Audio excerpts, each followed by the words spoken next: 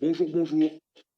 Voilà, je vais faire un petit reportage pour vous révéler encore une fois des manipulations, mais qui vont beaucoup plus loin cette fois-ci.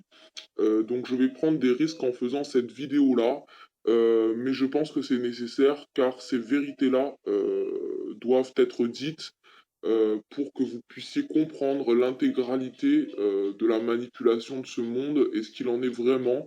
Et les gens qui s'intéressent aux origines de l'humanité et à toutes les questions sur ce qui est inexplicable en ce monde, je vous invite à écouter cette vidéo. Maintenant, je préfère vous prévenir tout de suite pour les gens qui ont une confession religieuse particulière, quelle qu'elle soit vous avez un esprit extrêmement ouvert et la quête de vérité vous emportera là-dedans. Ou alors, je le comprends tout à fait, car la foi assimilée à la religion, c'est quelque chose de très compliqué, et si vous ne vous sentez pas, je vous invite tout de suite à fermer la vidéo, ce qui est parfaitement compréhensible. Je suis absolument pas là ni pour égarer les gens, ni pour les juger, quoi qu'il en soit. Voilà, on est juste là dans une quête de vérité, et ceux qui sont en recherche de cette vérité sont les bienvenus. Donc, ce qui va être exposé dans cette petite vidéo, tout ce qui va être dit est vérifiable. Vous pouvez aller le vérifier. Tout est prouvé, tout est vérifiable. Donc je vous invite vraiment à aller constater par vous-même la rationalité de ce que je vais vous dire. Voilà. Donc on va commencer le sujet justement par la création des religions, le but des religions dans la manipulation de ce plan machiavélique qu'ont les Illuminati. Donc on va faire par chapitre. On va commencer par là. On va faire une petite vidéo sur la création des religions, leur but dans la société, ce qui sera déjà pas mal. Et ensuite, on fera d'autres chapitres pour aller plus loin dans la quête de vérité et de compréhension. Donc c'est parti. Voilà. Il est écrit dans les textes saints, et ce n'est pas moi donc qui le dit, c'est ce qui est écrit, ce qui ne veut pas dire que c'est forcément vrai, car il faut toujours garder à l'esprit que c'est le gagnant qui écrit l'histoire, toujours.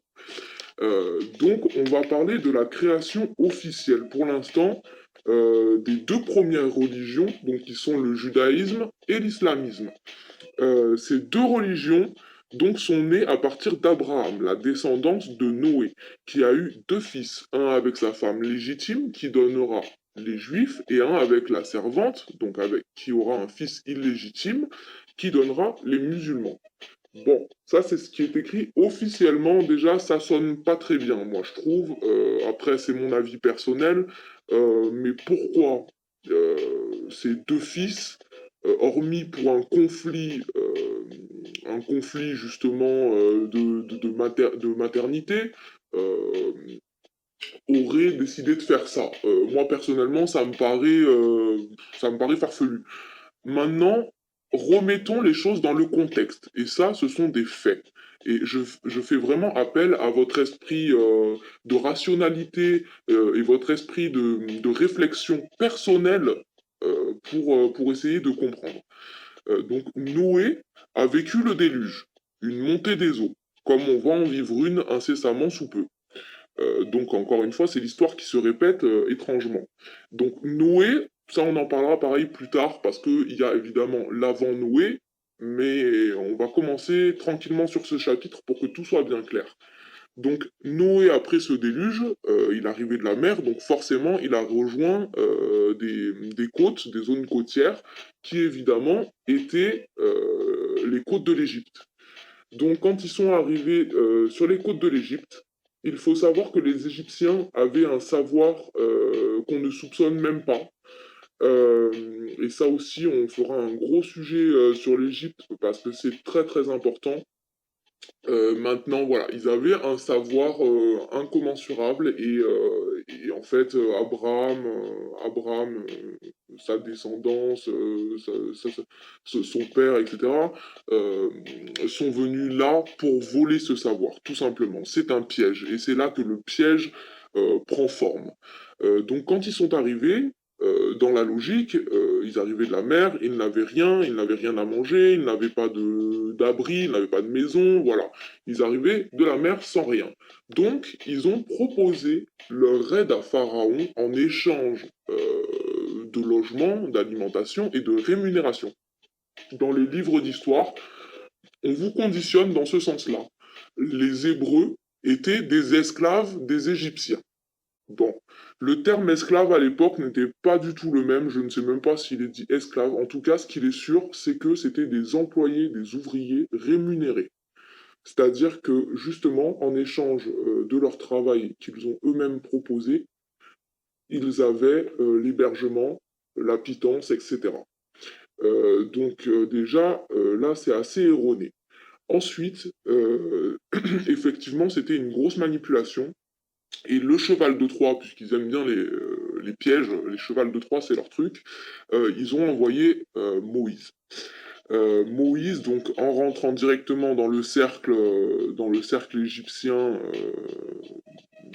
des pharaons, donc qui avaient les secrets, etc., celui-ci a dérobé les secrets.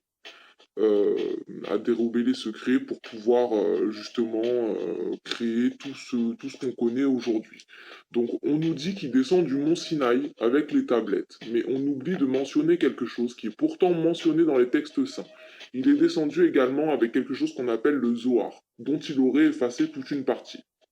Donc le Zohar, c'est l'enseignement kabbalistique dans sa totalité. Quand on entend Kabbale, ça fait penser à quelque chose d'ésotérique, de maléfique, d'affreux. C'est ce qu'on veut que vous pensiez. Encore une fois, il faut savoir inverser les choses. Donc si on veut que vous en ayez peur, si on vous a conditionné dans ce sens, c'est qu'il y a quelque chose là. Maintenant, on fera un sujet aussi là-dessus rapide parce que c'est très très compliqué, etc. On fera un petit sujet dessus juste pour que vous puissiez comprendre la suite dans cette quête de vérité. Voilà. Donc il faut savoir donc que Moïse est descendu avec ce savoir-là qui était l'enseignement divin.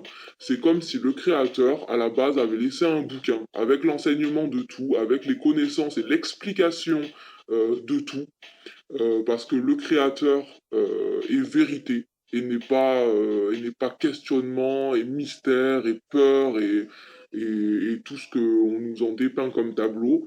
Donc voilà, en gros, c'est vraiment comme si on avait eu des écrits qui venaient directement du créateur et qui ont été volés et modifiés. Donc tout un équilibre a été modifié. Mais encore une fois, c'est compliqué, on y viendra plus tard. Pour en revenir aux religions, faites encore une fois appel à votre esprit de déduction. Les écrits bibliques et dont les écrits prophétiques apocalyptiques sont écrits dans un but bien précis et dans le but qu'on va connaître très prochainement. Voilà, en fait, il est écrit dans les textes saints et dans les textes apocalyptiques qu'effectivement, tout ce qui se déroule en ce moment est prophétique du fait que justement ça a été écrit et que c'est en train de se dérouler. Maintenant, posez-vous les bonnes questions. Ça a été écrit comme la lettre d'Albert Pike en 1870 ou je sais plus combien, qui a expliqué le foremontage des guerres mondiales. Donc encore une fois, c'est pareil, dites-vous bien que les écrits apocalyptiques ont été écrits par ceux qui propagent ces terreurs et effectivement tout ce qui se passe. Donc ça a été, c'est pas du tout prophétique, c'est juste prévu.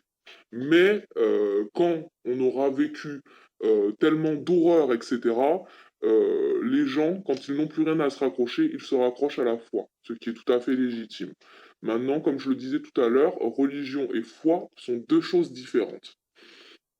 Le problème, c'est que ils misent tout sur les écrits apocalyptiques, justement parce qu'ils les ont écrits, parce qu'ils provoquent cette prophétie qu'ils ont eux-mêmes écrite, avec les manipulations climatiques, les guerres que eux-mêmes fabriquent, les conflits que eux-mêmes fabriquent, voilà, et toute la société que eux-mêmes manipulent à leur guise pour que justement on en arrive au point où on en arrive. Donc les écrits apocalyptiques sont écrits dans ce sens-là, dans le sens où quand ils vont partir, il y a bien un moment, ils vont revenir en héros. Quand ils font des horreurs, quand ils font une guerre, il y a toujours une révolution après pour pouvoir revenir en héros avec une solution et les gens s'y soumettent d'eux-mêmes en pensant justement que c'est quelque chose de positif après l'horreur. Le problème, c'est que c'est leur façon de fonctionner et cela, ça va être de la même manière. Cette guerre, tout ce qui va se passer sur leur plan de destruction massive, c'est justement pas pour reconstruire un gouvernement, ce n'est pas pour reconstruire une société, c'est pour la destruction de la totalité. Donc, les écrits apocalyptiques sont écrits dans ce sens-là, et c'est là que tout est une manipulation, tout est du bluff, tout n'est qu'une illusion, leur plan n'est qu'une illusion. Parce que ils misent tout sur le fait qu'ils vont faire venir, quand on aura tout perdu, quand on aura vécu tellement d'horreur, ils feront venir un messie. Avec Bluebeam, les effets spéciaux et tout ce qui s'ensuit, ils vont nous sortir le tapis rouge et les gens vont s'y accrocher, etc. Et finalement, ils mettront eux-mêmes à jour le fait que ce type-là, ou cette personne-là, sera un imposteur. Donc, encore une fois, on va se rapporter aux textes prophétiques apocalyptiques qui nous disent qu'avant la venue du Messie, il y aura un antéchrist. Donc, ils ont fait venir leur antéchrist. Ils ont continué la prophétie. Tout se réalise parfaitement.